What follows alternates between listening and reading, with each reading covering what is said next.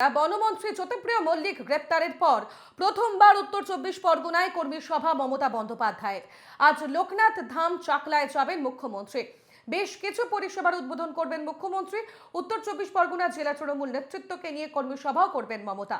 আমাদের সঙ্গে সরাসরি রয়েছেন আমাদের প্রতিনিধি দীপঙ্কর ভৌমিক। চলে যাব দীপঙ্করের কাছে। দীপঙ্কর, আজ মুখ্যমন্ত্রী মমতা বন্দ্যোপাধ্যায়ের কখন এখানে পৌঁছানোর কথা রয়েছে, পাশাপাশি তার কর্মসূচির বিষয়ে আরো বিস্তারিত জানতে চাইবো। একেবারেই দেখো, এই উত্তর 24 পরগনা জেলা থেকে কিন্তু মুখ্যমন্ত্রীর যে রাজনৈতিক কর্মসূচি 2024-এর আগে তা কিন্তু একেবারে শুরু বলা যেতে পারে।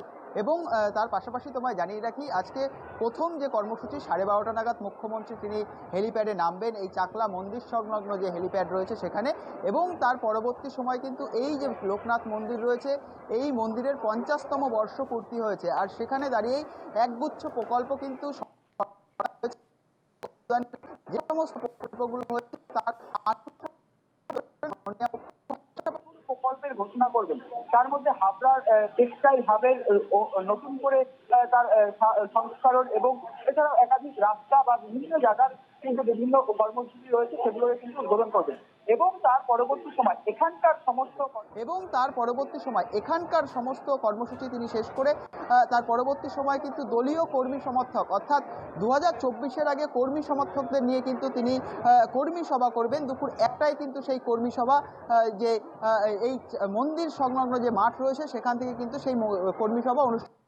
ফলে সার্বিকভাবে 24-এর লোকসভার আগে কিন্তু কার্যত আজকে থেকেই মাননীয় মুখ্যমন্ত্রী তিনি তার প্রচার শুরু করলেন, এমনটাই কিন্তু মনে করা হচ্ছে এই মুহূর্তে।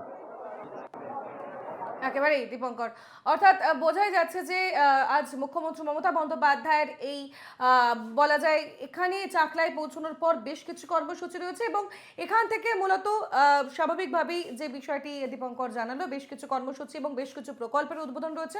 অবশ্যই আমাদের নজর থাকবে আজকের এই সভা থেকে কি বার্তা দেন মুখ্যমন্ত্রী। দীপঙ্কর, তুমি নজর রাখতে থাকো, পরে আবারও তোমার কাছে ফিরবো।